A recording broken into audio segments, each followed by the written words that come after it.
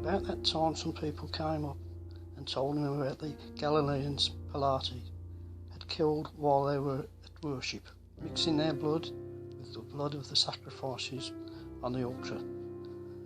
Jesus responded to, "Do you think those murdered Galileans were worse sinners than all the other Galileans? Not at all. Unless you turn to God, you too will die." And those 18 in Jerusalem the other day, the ones crushed and killed when the tower of Siloam collapsed and fell on them, do you think they were worse citizens than all the other Jerusalemites? Not at all. Unless you turn to God, you will die. He told them a story. A man had an apple tree planted in his front yard. He came to it expecting to find apples, but there weren't any. He said to his gardener, "What's going on here? For 3 years now I've come to this tree expecting apples, and not one apple have I found. Chop it down. Why waste good ground with it any longer?" The gardener said, "Let's give it another year. I'll dig around it and fertilise, and maybe it will produce next year. If it doesn't, then we'll chop it down." He was teaching in one of the meeting places on the Sabbath. There was a woman present, so twisted and bent over with arthritis that she couldn't even look up. She had been afflicted with this for 18 years.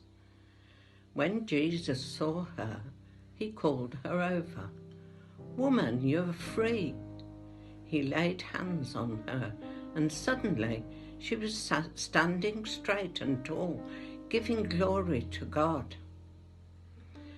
The meeting place president, furious because Jesus had healed on the Sabbath, said to the congregation, 6 days have been defined as work days. Come on one of the 6 if you want to be healed, but not on the 7th, the Sabbath. But Jesus shot back, "You frauds, each Sabbath every one of you regularly unties your cow or donkey from its stall, leads it out for water, and thinks nothing of it. So why isn't it all right for me to untie this daughter of Abraham and lead her from the stall where Satan has had her tied up these 18 years? When he put it that way, his critics were left looking quite silly and red-faced. The congregation was delighted and cheered him on.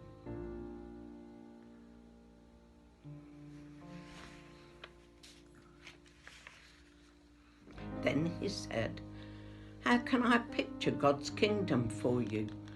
What kind of story can I use? It's like a pine nut that a man plants in his front yard. It grows into a huge pine tree with thick branches, and eagles build nests in it." He tried again. "How can I picture God's kingdom?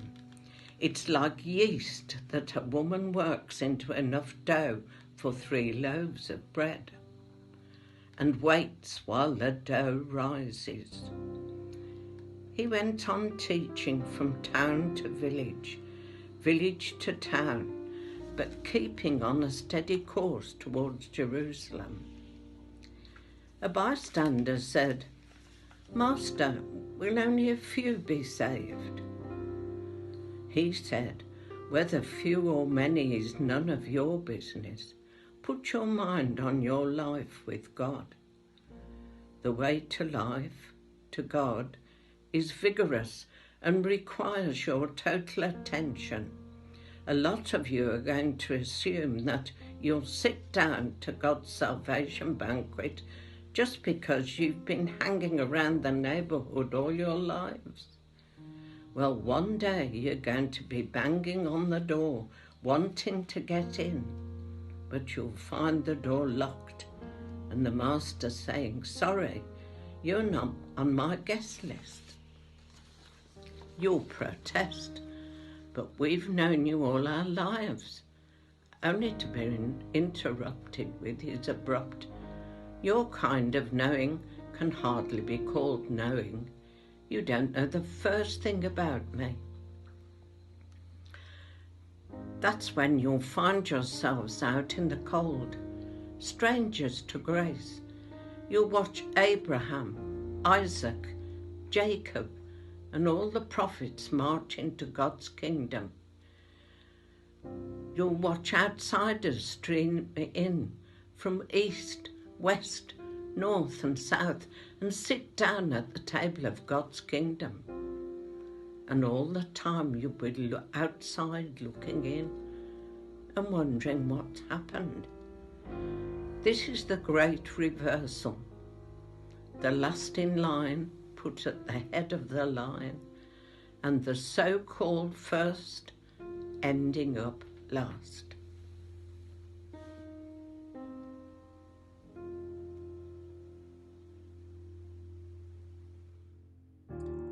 Just then, some Pharisees came up and said, "Run for your life, Herod's on the hunt. He's out to kill you." Jesus said, "Tell that fox that I've no time for him right now. Today and tomorrow I'm busy clearing out demons and healing the sick. The third day I'm wrapping things up. Besides, it's not proper for a prophet to come to a bad end outside Jerusalem. Jerusalem, Jerusalem, killer of prophets, abuser of the messengers of God. How often have I longed to gather your children like a hen, her brood safe under her wings. But you refused and turned away. And now it's too late. You won't see me again until the day you say, 'Blessed is he who comes in the name of God.'"